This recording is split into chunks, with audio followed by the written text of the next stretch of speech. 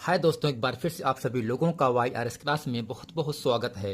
दोस्तों, आज की इस वीडियो में हम पढ़ेंगे कक्षा 10 विषय विज्ञान। दोस्तों, विज्ञान में जो आपका पहला आपका खंड का है, जो खंड का आपका अर्थात भौतिक विज्ञान है। दोस्तों, भौतिक विज्ञान में जो 4 नंबर के महत्वपूर्ण प्रश्न जो एग्जाम में, जैसा कि कल 4 तारीख सुबह ही आपको पेपर देने जाना है विज्ञान का, तो दोस्तों इस वीडियो को देखते हुए आपको सबसे महत्वपूर्ण जो प्रश्न होंगे आज की इस वीडियो में मैं आप लोगों को बताने वाला हूं।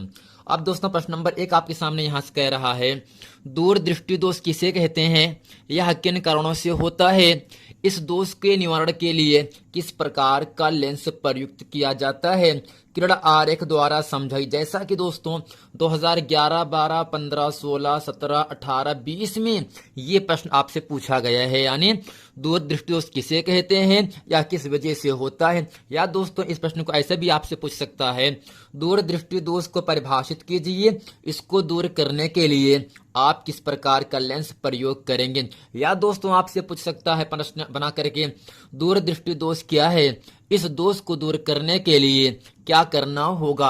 अब दोस्तों, हम इसके उत्तर में समझते हैं और लिखते हैं, इस दोष से पीड़ित व्यक्ति को दूर की वस्तुएं तो स्पष्ट दिखाई देती हैं, परंतु निकट की वस्तुएं स्पष्ट दिखाई नहीं देती हैं। दोस्तों, सिंपल कहने का मतलब ये होता है, ऐसा दृष्टि दोष जिसमें दूर की वस्तुएं स्पष्ट रूप से दिखाई पड़ती हों, परंतु नजदीक की वस्तुएं, निकट की वस्तुएं स्पष्ट रूप से दिखाई नहीं पड़ती हैं। तो दोस्तों, ऐसे दृष्टि दोष को हम कहते हैं निकट दृष्टि दोष। और दोस्तों, निकट दृष्टि दोष को दूर करने के लिए हमें अवतल लेंस का प्रयोग करना होगा। यानी दोस्तों, ऐसा दृष्टि दोष जिसमें निकट की वस्तुएं स्पष्ट रूप से दिखाई पड़ती हैं, परंतु दूर की वस्तुएं स्पष्ट रूप से दिखाई नहीं पड़ती हैं, इसे ही कहा जाता है दूरदृष्टि दोष। दोस्तों, दूरदृष्टि दोष के लिए हमें अवतल लेंस का प्रयोग करना होगा, जबकि दोस्तों निकट दृष्टि दोष के लिए हमें उत्तल लेंस का प्रयोग करना पड़ता है। तो दोस्तों, जो आपका दूरदृष्टि दोष होता है, यह निम्नलिखित 2 कारणों में से किसी एक कारण से हो सकता है। पहला क्या है दोस्तों, नेत्र लेंस की वक्रता कम हो जाए, यानी त्रिज्या कम हो जाए, जिससे उसकी फोकस दूरी बढ़ जाए। दूसरा दोस्तों, क्या आपको लिखना है, नेत्र लेंस तथा रेटिना के बीच की दूरी कम हो जाए, अर्थात नेत्र के गोलक का व्यास कम हो जाए। अब दोस्तों, इतना पढ़ने के साथ साथ इसका जो आपका फिगर बना है, इसको अच्छे तरीके से आप लोगों को समझ लेना है और आपको याद कर लेना फिगर कैसे बना है। अब दोस्तों, यहां से लिखते हैं, इस दृष्टि दोष वाले व्यक्ति का जो निकट बिंदु दोस्तों होता है, वो 25 सेंटीमीटर के स्थान पर अधिक दूरी पर हो जाता है। इस कारण 25 सेंटीमीटर दूर रखी वस्तु का प्रतिबिंब रेटिना एफ पर न बनकर रेटिना के पीछे ए पर बनता है। दोस्तों, अब हेडिंग करते हैं दूरदृष्टि दोष का निवारण। इसमें लिखते हैं दोस्तों, इस दोष के निवारण के लिए ऐसे अभिसार यानी उत्तल लेंस का आवश्यकता होगी जो 25 सेंटीमीटर दूर बिंदु यस पर रखी जाती है, यानी रखी होती है। वस्तु यानी किताब से आने वाली किरणों को इतना अभिसारित दोस्तों करने का मतलब क्या होगा, यानी फैला देना, अभिसारित कर दे कि किरणें प्रदूषित आंख के निकट बिंदु यन से आती हुई नेत्र लेंस पर आपतित हों तथा प्रतिबिंब रेटिना आर पर बने। इस प्रकार यस पर रखी वस्तु भी आंख को स्पष्ट दिखाई देगी। दोस्तों, आपको केवल सिंपल इतना ही समझना है, ऐसा दृष्टि दोष जिसमें दूर की वस्तुएं स्पष्ट रूप से दिखाई पड़ती हैं, परंतु निकट की वस्तुएं स्पष्ट रूप से दिखाई नहीं पड़ती हैं, ऐसे दृष्टि दोष को दूरदृष्टि दोष कहा जाता है। दोस्तों, दूरदृष्टि दोष को दूर करने के लिए हमें उत्तल लेंस का प्रयोग करना होगा। अब दोस्तों, प्रश्न नंबर अगला आपके सामने यहां से आता है, निकट दृष्टि दोष किसे कहते हैं, इस दोष के क्या कारण हैं। या पूछ सकता है दोस्तों, निकट दृष्टि दोष से आप क्या समझते हैं, इसे किस तरह दूर किया जा सकता है, स्पष्ट किरण आरेख को समझाइए। जैसा कि दोस्तों 2012, 14, 16, 17, 18, 20 में निकट दृष्टि दोष और दूर दृष्टि दोष की परिभाषा और इसका कारण क्या है, यह आपसे पूछा गया है। आइए दोस्तों, हम इसका उत्तर अच्छे तरीके से आप लोगों को समझाते हैं।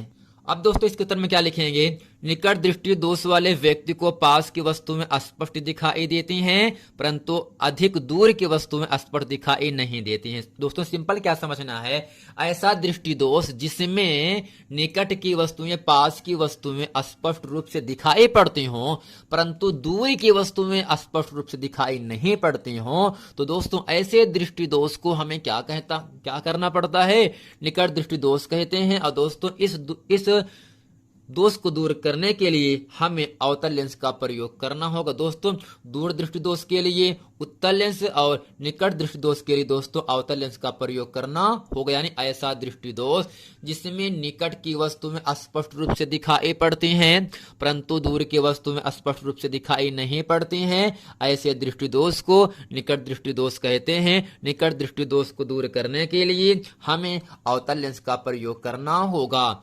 अब दोस्तों इस दोष के निम्नलिखित कारण हो सकते हैं। दोस्तों पहला है नेत्र लेंस की वक्रता बढ़ जाए जिससे उसकी फोकस दूरी कम हो जाए। दूसरा क्या लिखेंगे दोस्तों, नेत्र लेंस और रेटिना के बीच की दूरी बढ़ जाए, अर्थात नेत्र के गोलक का व्यास बढ़ जाए। तो दोस्तों फिगर को अच्छे तरीके से आप लोगों को समझ लेना और इसे आप लोगों को कैसे बनाना कैसे नहीं बनाना है आप लोगों को समझ लेना है। अब दोस्तों यहाँ से हेडिंग करते हैं निकट दृष्टि दोष का निवारण। इसमें दोस्तों क्या लिखते हैं, निकट दृष्टि दोष में नेत्र का दूर बिंदु यफ अनंत से कम दूरी पर ऐसी स्थिति में होता है जहां से चलने वाली प्रकाश किरणें बिना समंजन क्षमता लगाए रेटिना पर मिलती हैं। इस दोष को दूर करने के लिए ऐसे अवतल लेंस का प्रयोग किया जाता है कि अनंतता पर रखी वस्तु से चलने वाली किरणें इस लेंस से निकलने पर नेत्र के दूरी बिंदु एफ से चली हुई प्रतीत हो, तब ये किरणें नेत्र लेंस से अपवर्तित हो गए टकरा करके वापस आना, अपवर्तित होकर रेटिना एफ पर मिलती हैं जहां वस्तु का स्पष्ट प्रतिबिंब बन जाता है तथा वस्तु स्पष्ट दिखाई देने लगती है। दोस्तों सिंपल क्या समझना है, ऐसा दृष्टि दोष जिसमें निकट की वस्तुएं स्पष्ट रूप से दिखाई पड़ती हैं परंतु दूर की वस्तुएं स्पष्ट रूप से दिखाई नहीं पड़ते हैं, ऐसे दृष्टि दोष को दोस्तों निकट दृष्टि दोष कहा जाता है। और दोस्तों निकट दृष्टि दोष को दूर करने के लिए हमें अवतल लेंस का प्रयोग करना चाहिए। दोस्तों उम्मीद करते हैं दूर दृष्टि दोष और निकट दृष्टि दोष किसे कहते हैं और इसका निवारण कैसे करते हैं इसे अच्छे तरीके से आप लोग समझ गए होंगे। अब दोस्तों अगला महत्वपूर्ण प्रश्न आपके सामने कह रहा है वर्ण विक्षेपण से क्या तात्पर्य है, उदाहरण देकर समझाइए। जैसा कि दोस्तों 2011, 17, 16, 17, 18, 19, 19, 20 में वर्ण विक्षेपण से आप क्या समझते हैं, उदाहरण देकर समझाइए, ये प्रश्न आपसे पूछा गया है। तो दोस्तों सबसे पहले हम इसके उत्तर में हेडिंग करते क्या है, प्रकाश का वर्ण विक्षेपण। दोस्तों विक्षेपण का मतलब होता है प्रकाश किरणों को अपने अवयवी रंगों में विभक्त होना यानी अलग होना। यानी दोस्तों इसमें लिखेंगे जब सूर्य के प्रकाश की संकीर्ण यानी पतली प्रकाश पुंज का मतलब दोस्तों क्या होता है, प्रकाश किरणों के समूह को, यानी प्रकाश किरणों के समूह को दोस्तों हम कहते हैं प्रकाश किरण पुंज कहते हैं। यानी जब सूर्य के प्रकाश की संकीर्ण प्रकाश पुंज को प्रिज्म के एक फलक पर, दोस्तों यहां से जो आपका प्रिज्म बनाया गया है यह आपका पहला फलक या आपका दूसरा फलक है ना, तो यहां से आपको समझना क्या है, प्रिज्म के एक फलक पर डाला जाता है तो प्रिज्म के दूसरे पटल या फलक से निर्गत प्रकाश 7 रंगों में विभाजित हो जाता है तथा इसे पर्दे पर लेने पर 7 रंगों की एक पट्टी प्राप्त होती है। प्रकाश का इस प्रकार 7 रंगों में विभाजित होना प्रकाश का विक्षेपण या वर्ण विक्षेपण कहलाता है। यानी दोस्तों प्रकाश का अपने अवयवी रंगों में विभक्त होने की घटना को प्रकाश का वर्ण विक्षेपण कहते हैं। अब दोस्तों यहां से लिखते हैं प्रकाश के विक्षेपण के दौरान पर्दे पर प्राप्त विशेष क्रम में 7 रंगों की पट्टी को हम क्या कहते हैं, स्पेक्ट्रम कहते हैं। दोस्तों क्या कहते हैं, स्पेक्ट्रम। अब दोस्तों स्पेक्ट्रम एक अंग्रेजी शब्द है जिसका अर्थ होता है रंगों का मिश्रण। दोस्तों इसमें जो आपका प्रिज्म बनाया गया है इसमें आपके 2 फलक हैं, यानी पहला फलक ये है दूसरा फलक ये है। तो इस प्रिज्म के एक फलक पर प्रकाश को डाला जाता है। जब प्रकाश डाला जाता है तब दोस्तों दूसरे फलक से जो किरणें निकलती हैं उसे कहा जाता है निर्गत किरण। अब दोस्तों जो सूर्य का प्रकाश डाला गया है यहाँ पर, जब ये निर्गत किरणें निकलती हैं तो ये 7 रंगों में क्या होती हैं, अलग हो जाती हैं, जिसे हम पर्दे पर दोस्तों प्राप्त कर सकते हैं। अब दोस्तों इन 7 रंगों का नाम क्या होगा, लाल है, नारंगी है, पीला है, हरा है, नीला है, जामुनी है, बैगनी है दोस्तों, जिसे हम कहते हैं विबग्योर कहते हैं। तो दोस्तों वी का मतलब होता है वायलेट माने बैगनी, ठीक। आई का मतलब इंडिगो मिस जामुनी कलर होता है। बी का मतलब ब्लू माने नीला।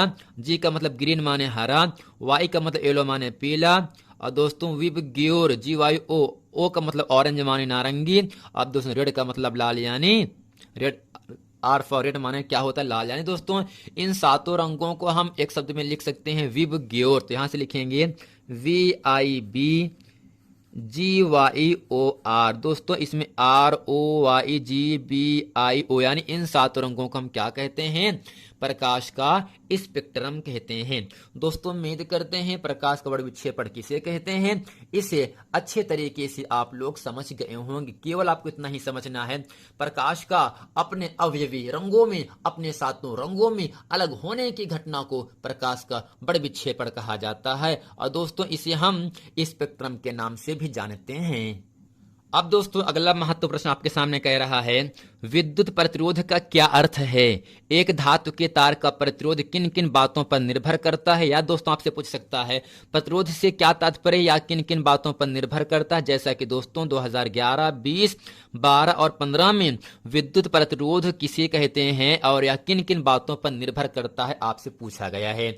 तो दोस्तों हम इसके उत्तर में हेडिंग करते हैं क्या है, विद्युत प्रतिरोध। दोस्तों विद्युत का मतलब बिजली, प्रतिरोध का मतलब बाधा यानी रुकावट, यानी रुकावट उत्पन्न करना। अब दोस्तों इसमें लिखते हैं किसी चालक का वह गुण जिसके कारण वह विद्युत धारा के प्रवाह का विरोध करता है, चालक का प्रतिरोध अथवा विद्युत प्रतिरोध कहलाता है। दोस्तों सिंपल क्या समझना आपको है, किसी चालक का वह गुण, दोस्तों चालक का मतलब जिसमें करंट को प्रवाहित कर सकते हैं, यानी तार कोई होगा, ठीक है।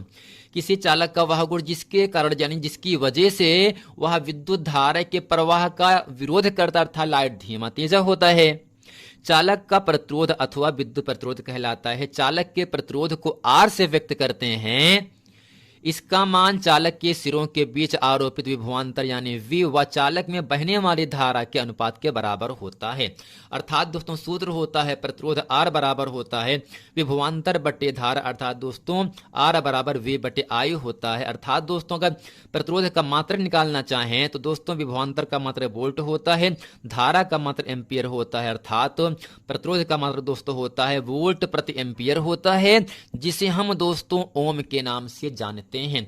अब दोस्तों यहां से हेडिंग करते हैं चालक की प्रतिरोध की निर्भरता, यानी जो चालक होता है वह किस पर दोस्तों निर्भर करता है। दोस्तों इसमें लिखेंगे किसी चालक का प्रतिरोध निम्नलिखित दो बातों पर निर्भर करता है। दोस्तों पहला क्या होगा, एक ही पदार्थ तथा समान अनुप्रस्थ काट की विभिन्न लंबाइयों के तारों का प्रतिरोध लंबाई यल के अनुक्रमानुपाती होता है। अर्थात दोस्तों जो चालक का प्रतिरोध होता है, जो R होता है, वो तार की लंबाई पर क्या होता है, आपका अनुक्रमानुपाती होता है। अगर लंबाई बढ़ाएंगे तो अगर प्रतिरोध बढ़ाएंगे दोस्तों तो लंबाई बढ़ जाती है, लंबाई बढ़ाएंगे तो प्रतिरोध भी आपस में बढ़ जाता है।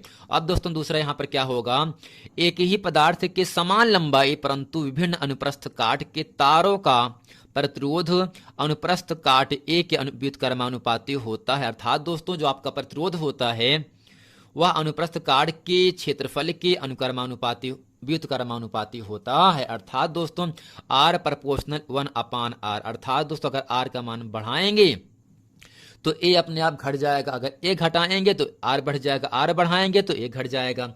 तो दोस्तों उम्मीद करते हैं विद्युत प्रतिरोध और चालक के प्रतिरोध की निर्भरता, यानी यह किस बात पर निर्भर करता है, किस पर निर्भर करता है, इसे अच्छे तरीके से आप लोग समझ गए होंगे।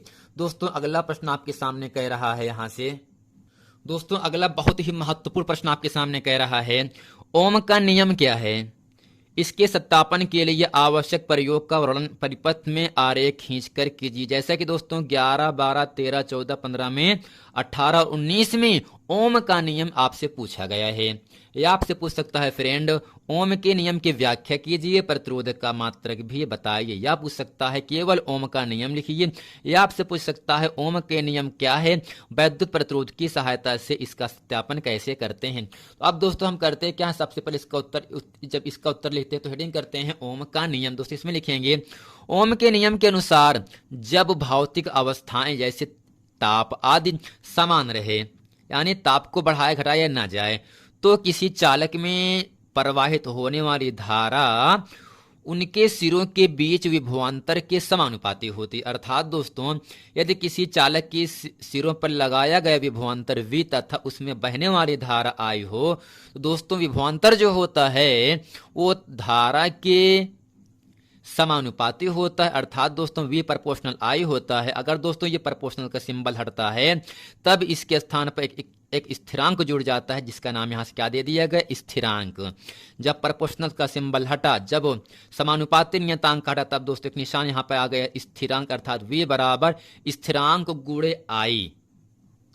दोस्तों इस स्थिरांक को चालक का प्रतिरोध कहते हैं। यदि प्रतिरोध R हो तो V बराबर दोस्तों RI होता है। अर्थात दोस्तों V बराबर V क्या है, विभवांतर R प्रतिरोध, जबकि I धारा होती है। अर्थात दोस्तों ये ओम का नियम क्या है, विभवांतर धारा गुणे प्रतिरोध के बराबर, यानी जो विभवांतर होता है वो हो प्रतिरोध और धारा का गुणनफल के मान के बराबर होता है। अर्थात दोस्तों अगर R का मान निकालेंगे तो V बटे I हो जाएगा। अर्थात दोस्तों यहाँ से लिखेंगे, अतः यह नियम यह भी बताता है कि किसी परिपथ में प्रतिरोध उसके सिरों के बीच विभवांतर तथा प्रवाहित धारा का अनुपात होता है।